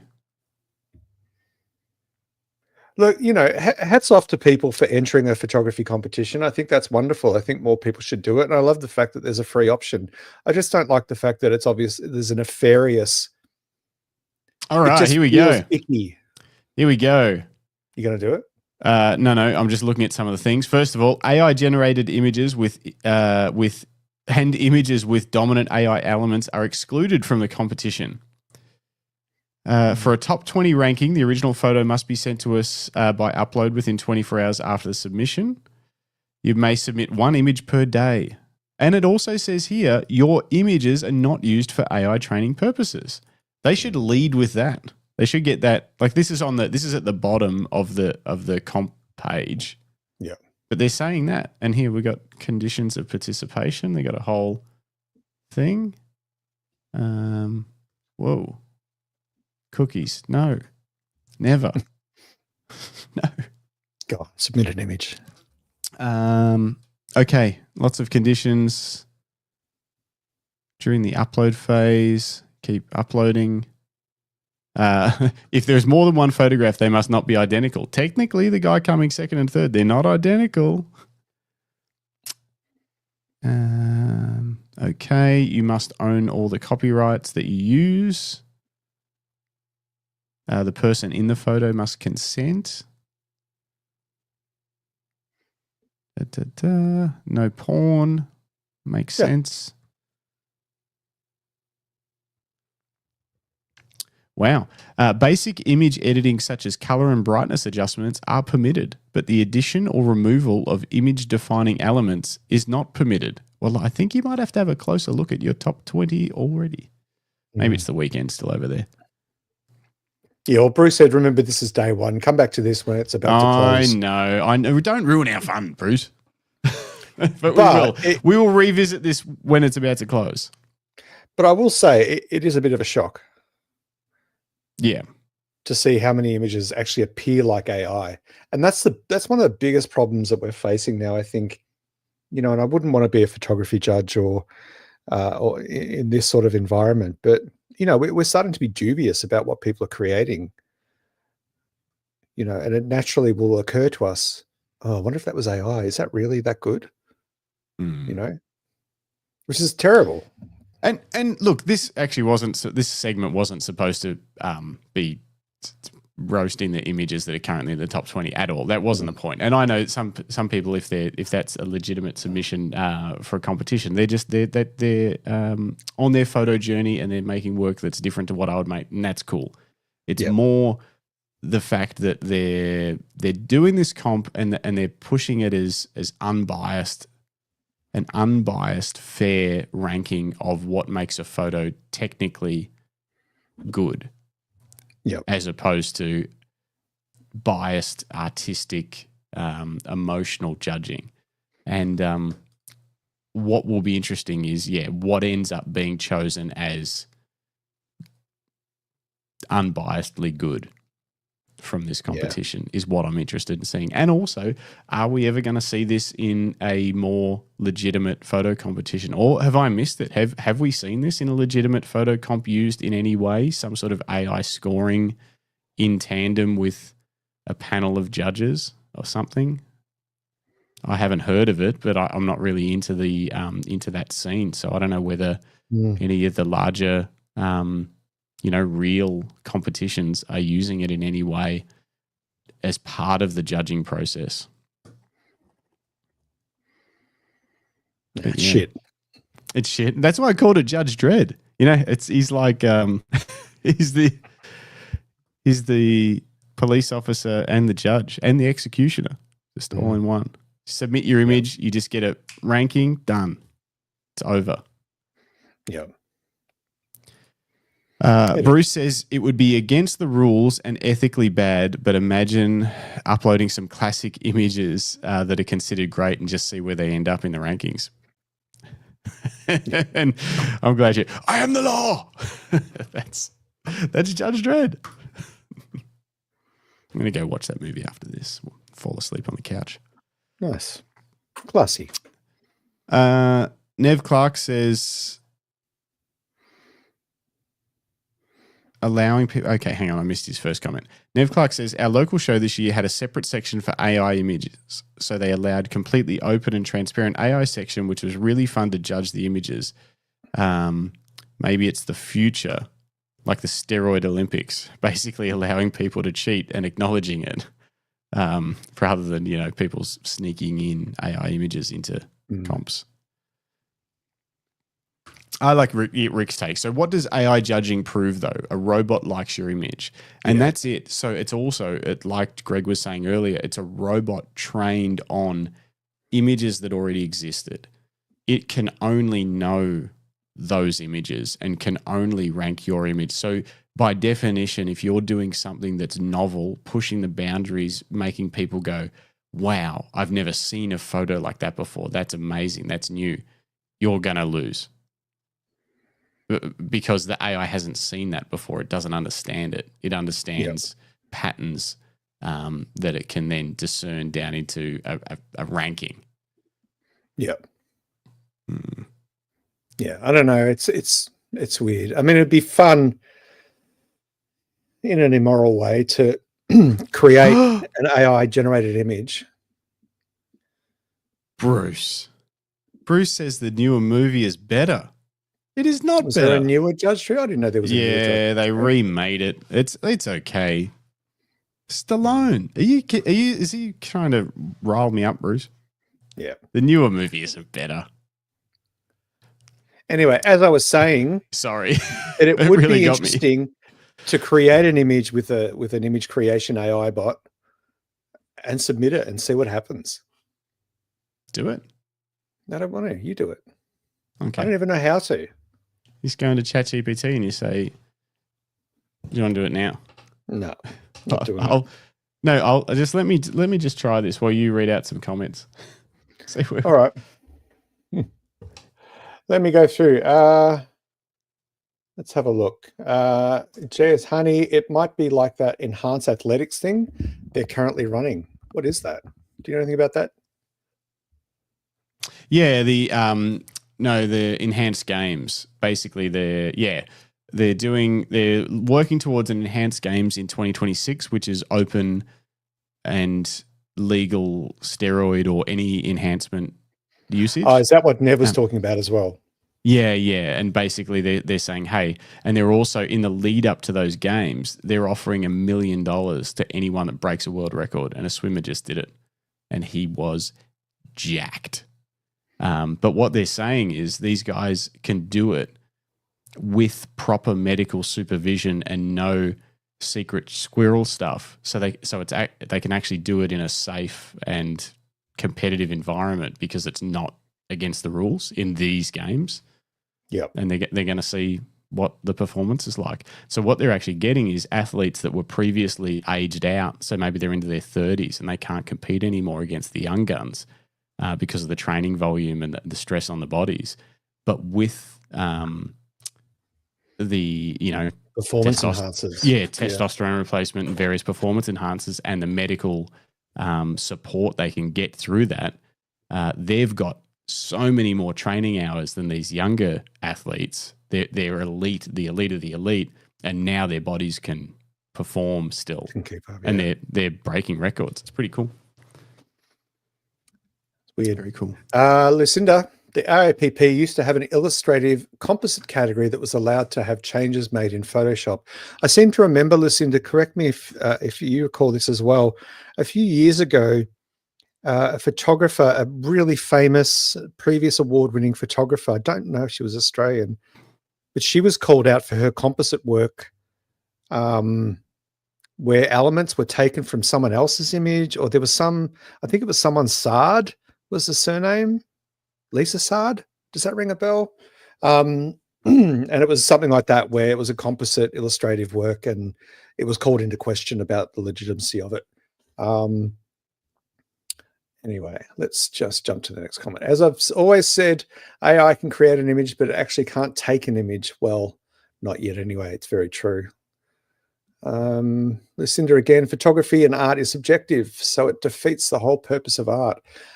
Yeah, absolutely. Yes, exactly. And I think what they're trying to do, this software is not targeted at artistic photographers. It's targeted at people that churn and burn because it's a culling software.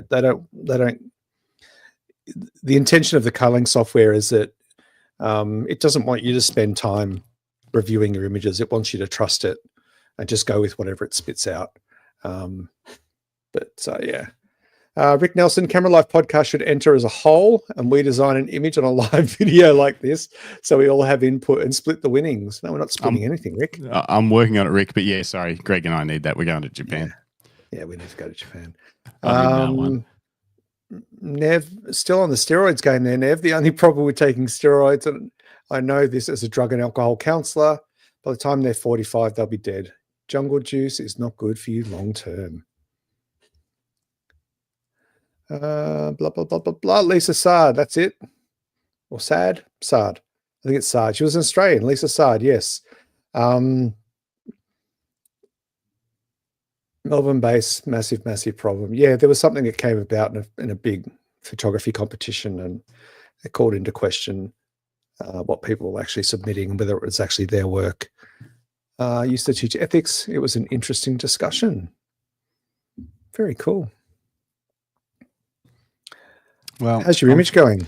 Look, the first one's not going to win anything, but we Let's can have a look at it. You want to see it? I say upload it anyway. No, I'm working on a second one.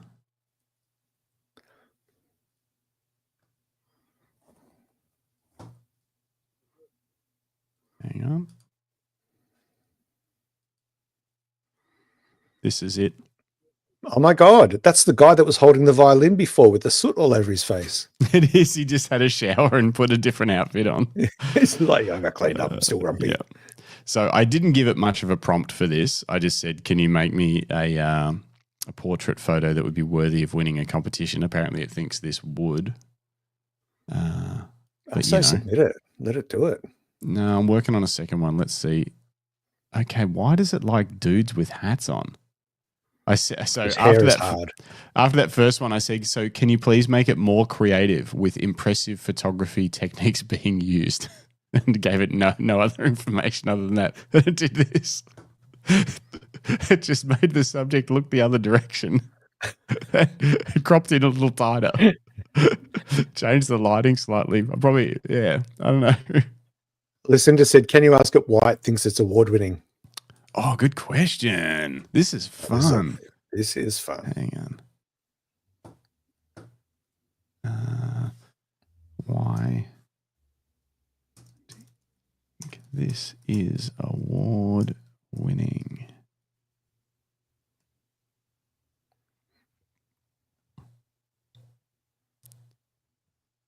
Okay. Oh my God. Got a lot to say. Yeah.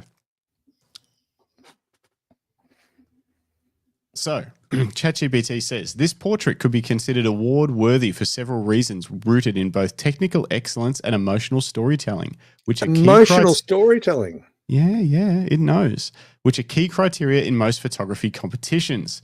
Number one, the use of light and shadow. I should know how to pronounce this, chiaroscuro effect. The soft directional light, likely from the golden hour, casts dramatic shadows and contours the subject's face, creating the depth and emphasizing texture. The painterly lighting technique is a hallmark of high-end portraiture. 2, environmental composition. The autumn forest isn't just the background, it contributes to the narrative. The subject appears introspective, and the rich, earthy tones of the leaves mirror his muted clothing, suggesting a theme of time, transition, or wisdom. 3, expressive subject. His thoughtful gaze and slightly furrowed brow communicate a quiet strength or contemplation. There's no smile, no posing, just a natural moment of emotional gravity, which judges often look for in competition portraits. 4, color grading and tonal harmony. The warm amber palette gives the image cohesion and mood, while the shadows are deep but not crushed. This type of tonal control reflects professional post-processing skill. 5, technical precision. Sharpness is localized on the eyes, critical for impactful portraiture. Depth of field is shallow enough to isolate the subject while maintaining context. The bokeh is smooth, with background elements artistically blurred. 6, storytelling. The photo doesn't show a man. It makes the viewer ask questions. What's he reflecting on? Where is he going? What has he lived through? Can we go back to the image now? That ambiguity is powerful. Can we go back to the image for a sec? See, the problem I have with the background is that it looks like a prop. It looks flat. There's no smooth bokeh, and the lines to the left of his head, so our left, look like curtain folds. Like it looks rippled, like it's rippling in and out. Like the problem is, Greg, this is art, and you're looking at it in too much of a technical way. You're trying to apply just a pure technical photography view on something that is art. Clearly art. I think I prefer the first one. Yeah, probably. And maybe that's the one that's sort of it's actually talking about, because it makes more sense to what it's saying. I say submit that one. Submit it. Do I submit it with my oh, hang on. If you'd like, I can push this even further into fine art or conceptual territory, surreal lighting, more symbolic elements, or cinematic framing. Yes. Would you like a version like that? Go for it. Please. You're always so nice to the robots. Let's see what happens. This is fun. It is fun. Maybe we'll do a regular ChatGPT segment. Bruce says, ask it to explain to Greg why it's good. Greg doesn't get it. I don't. He doesn't get my art. The random AI prompt show. Oh my God. If I actually thought about starting a new YouTube channel that just features the arguments that I have with ChatGPT, I think I'm on the forefront of fighting with it. Oh my God, it's so slow to load. It's like loading porn in the dial-up days. We're going to look back at this and be like, remember how slow ChatGPT used to be to create images? Now it can create movies. Went too far. Look at that. It's beautiful. I love the reveal, says Lucinda. Please explain the symbolism. How do you spell symbolism? Symbolism. Ism. ISM? Yeah. Try that.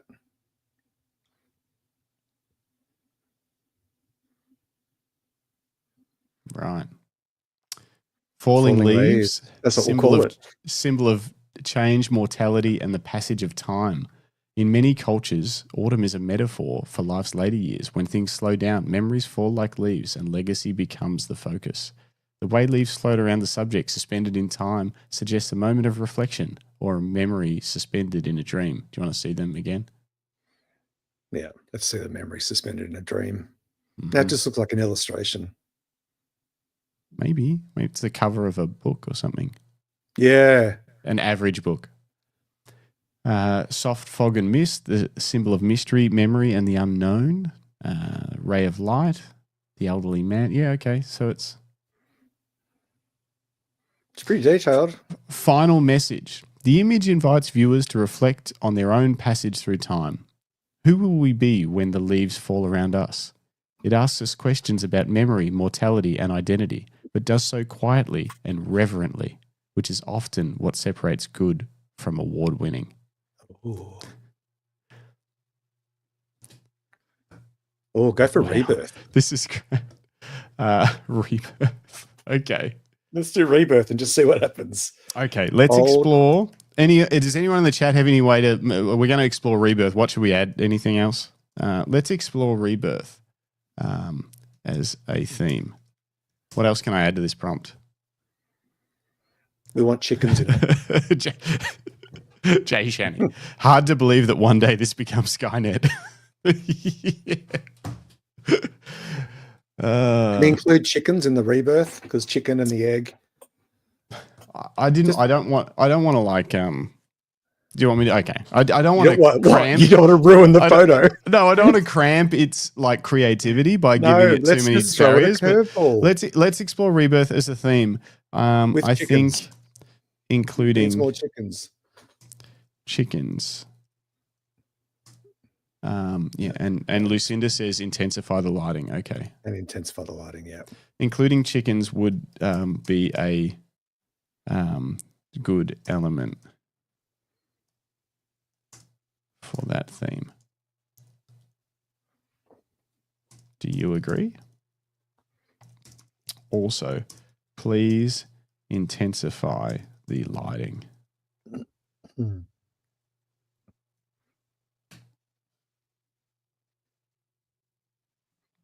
Silence.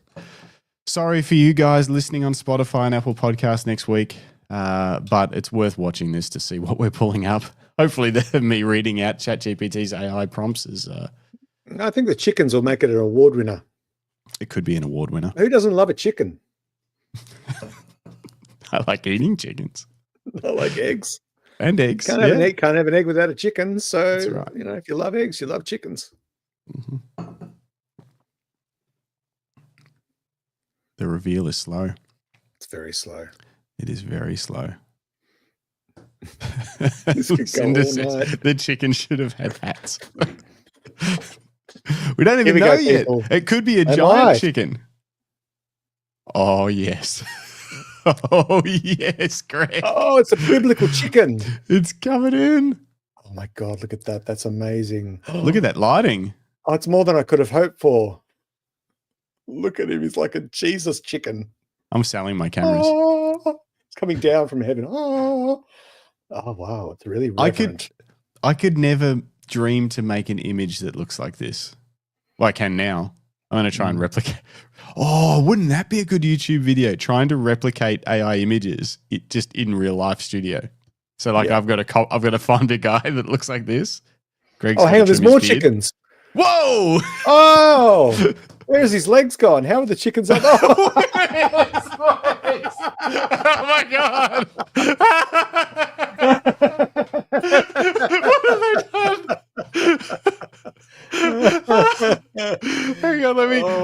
this whole thing in the frame. Oh my god! Oh no, this is we're hysterical. we're submitting this. We did it. Yeah. Yeah. He's like, I'm buried. I need to save your chicken, and here it comes. Okay, that is stunning.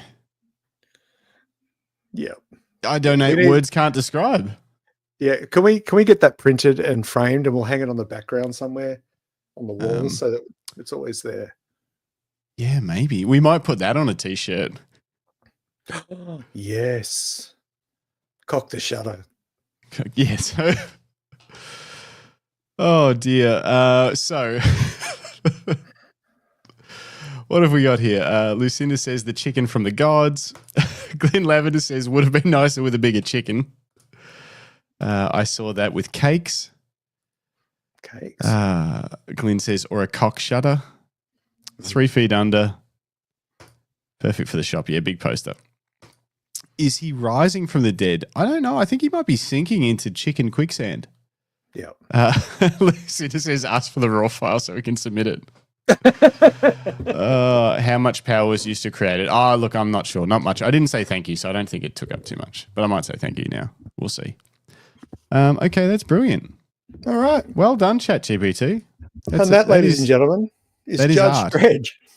Yeah, Judge Dredd. We're doomed. Photography's doomed, but we're still having fun. We definitely need that on a t-shirt, though. So, in summary, hopefully this maybe is the first and last AI photo comp, but we'll see. And I'll put a note to check in on this regularly to see what the top 20 is looking like in the end of the month before they submit. We'll submit this.